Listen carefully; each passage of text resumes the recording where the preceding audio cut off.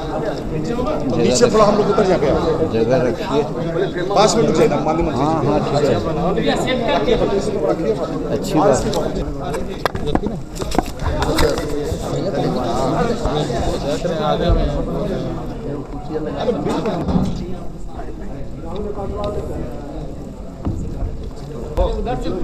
इधर लगाइए।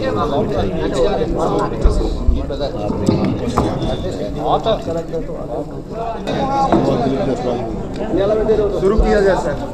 न 5 मिनट पर मंत्री जी आ रहे हैं जहाँ अच्छा शिफ्ट सूचना में यहाँ पर आने का कष्ट किया है, इसलिए सभी प्रकार पत्रकार मित्रों का, चाहे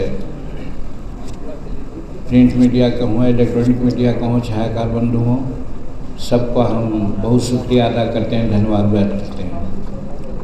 और आज हम लोग निर्देशित हैं, प्रधानमंत्री जी ने सभी सांसद को ये आदेश देने का काम किए हैं कि हम लोग अपने क्षेत्र में आप लोगों के माध्यम से जो बजट हुआ है 2026-27 का, उसकी विशेषताओं को आपके माध्यम से जनमानस में हम लोग पहुँचाएँ। और उसी आदेश के आलोक में आज आप लोगों का आने का हम लोग निमंत्रण दिया, आए, इसके लिए पुनः पुनः धन्यवाद। तो हमारा आज का 2 हिस्सा में हम बात करेंगे। एक हिस्सा है जनरल बजट का 2026-27 का, और दूसरा हिस्सा है जिस विभाग में हम हैं, सूक्ष्म लघु और मध्यम उद्यम, उसमें क्या हमको मिला है, इस बात की चर्चा हम करेंगे। तो सबसे पहले हम बताना चाहते हैं कि जो आम बजट 2026-27 का है, उसमें हम लोग ये देखेंगे कि लगभग 2025 और 26 का जो बजट था, उससे 7.7% की वृद्धि हुई है। अगर इसको आंकड़ों में देखेंगे तो 2025-26 में हमारा बजट था 49.65 लाख करोड़, मतलब 49.65 लाख करोड़, जो बढ़ करके 2026-27 में हो गया है 53.47 लाख करोड़, यानी बजट की वृद्धि 3.82 लाख करोड़ की हुई है। जो बजट हमारा 2025-26 का था, उसमें बढ़ोतरी हुई है 3,82,82 करोड़ का। तो इस तरह से 7.7% की वृद्धि हुई है जनरल बजट में। एक सराहनीय बात है, क्योंकि हर तरह का भारतीय अर्थव्यवस्था पर कसमस है, लेकिन उसके बावजूद भी लोकहित में और अपने पुराने सारे काम जो भारत के लिए करना है, उस सबको चालू रखते हुए बजट का आकार बढ़ाया गया है। जो 7.7% बढ़ोतरी है, ये अपने आप में एक बहुत उल्लेखनीय वृद्धि है। और उसी प्रकार से जैसा मैंने कहा कि हमारा विभाग भी है सूक्ष्म लघु और मध्यम उद्यम, उसमें भी आप देखेंगे तो 25-26 में हमारा बजट था 23,168 करोड़, और 2026-27 में वो बढ़ करके 24,566 करोड़ के आसपास में हो गया है। अगर इसको हम लोग वृद्धि प्रतिशत के हिसाब से देखेंगे तो बढ़ोतरी हमारी हुई है 6.3% की बढ़ोतरी हुई है पिछले साल से। और इन टोटल वृद्धि की बात अगर कहिएगा तो 1,398 करोड़ से ज़्यादा की वृद्धि हुई है। ये भी MSME में बहुत उल्लेखनीय वृद्धि है, क्योंकि प्रधानमंत्री जी MSME के माध्यम से भारत के अनएम्प्लॉयड लोग हैं उनको एम्प्लॉयमेंट देना चाहते हैं। और एक जनरल मानना है कि कृषि के बाद एमएसएमई ही विभाग ऐसा है कि जहां सबसे ज़्यादा, चाहे जीडीपी का मामला हो, चाहे मैन्युफैक्चरिंग का मामला हो या एक्सपोर्ट का मामला हो, हम कृषि के बाद एमएसएमई विभाग सबसे ज़्यादा काम कारगर है। इसलिए प्रधानमंत्री जी ने इस पर बहुत ज़्यादा महत्व दिया है और यही कारण है कि 6.3% की बढ़ोतरी करते हुए और 1398 करोड़ की बढ़ोतरी करते हुए टोटल 24,586 करोड़ की योजना एमएसएमई में दिया। हम लोग तो जो वित्त वर्ष 2026-27 का हमारा केंद्रीय बजट है उसको हमारे प्रधानमंत्री और हमारे विशेषज्ञों ने एक उपनाम दिया है कि आत्मनिर्भरता का एक ध्रुव तारा माना गया है। जो 2026-27 का हमारा बजट है, जो आत्मनिर्भरता की ओर हम लोग आगे बढ़ रहे हैं, उसको ध्रुव तारा माना गया है।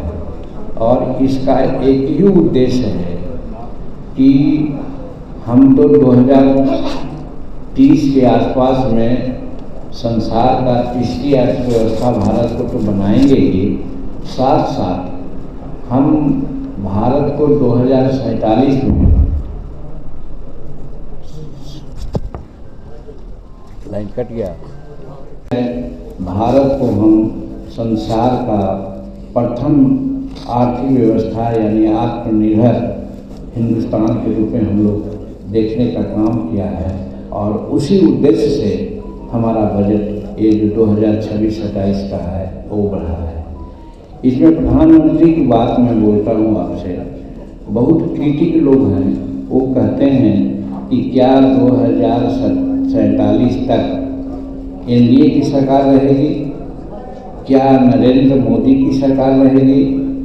एक कहकर के लोग हास्यास्पद बात करते हैं कि एक कपूर कथित बात है। उसके बारे में हम कहते हैं कि जैसे हम आप एक पेड़ लगाते हैं तो ये उद्देश्य लगाते हैं कि 15 वर्ष या 10 वर्ष के बाद फल देने लगेगा। ठीक है, हम लगाए हैं, हम फल नहीं खाएंगे, हमारे परिवार के लोग खाएगा, हमारा आगे आने वाला खाएगा। उसी प्रकार से प्रधानमंत्री जी ने 2047 की कल्पना की है आत्मनिर्भर भारत की, कि अगर हम न रहें, एनडीए नहीं रहे, कोई भी किसी की भी तो सरकार भारत वर्ष में रहेगी, उसका लाभ हमारे भारत के जनता को मिलेगी। और एक बात और जो इस बजट की विशेषता है, जिसके बारे में प्रधानमंत्री ने कहा है कि सुना है कि प्रधानमंत्री तत्कालीन हमारे जवाहरलाल नेहरू ईरान गए थे, वहाँ उनको पूछा गया कि आपकी समस्या क्या है, कितनी है। तो आप लोगों को सुन करके आश्चर्य होगा कि तत्कालीन प्रधानमंत्री नरेंद्र मोदी जवाहरलाल जी ने कहा था कि हमारी समस्याएं 33 करोड़ है। यानी उस समय 33 करोड़ हमारी जनसंख्या थी। तो हमारे प्रतिष्ठित कहे जाने वाले और अच्छे प्रधानमंत्री माने जाने वाले जवाहरलाल ने भी यहाँ की जनसंख्या को समस्या माना था। उसी बात को श्रीमती इंदिरा गांधी ने भी दोहराई जब उनसे पूछा गया कि आपकी कितनी समस्याएं हैं, तो उन्होंने कहा था कि हमारी समस्याएं 57 करोड़ हैं। तो उनकी बात थी जो उन्होंने जनसंख्या को एक समस्या माना था, लेकिन प्रधानमंत्री नरेंद्र मोदी जी ने जनसंख्या को रिसोर्स माना है, साधन माना है। और वो कहते हैं कि हमारा जो ताकत है, हम जो आगे बढ़ रहे हैं, भारत की 140 करोड़ लोगों का सहयोग है और उनका समर्थन है।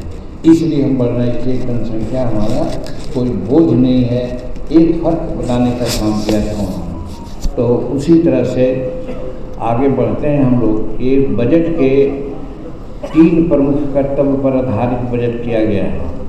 उसमें है वैश्विक अनिश्चितताओं के बीच उत्पादकता और प्रतिस्पर्धा को बढ़ाकर विकास को तेज करना और उसको निरंतर आगे बढ़ाना।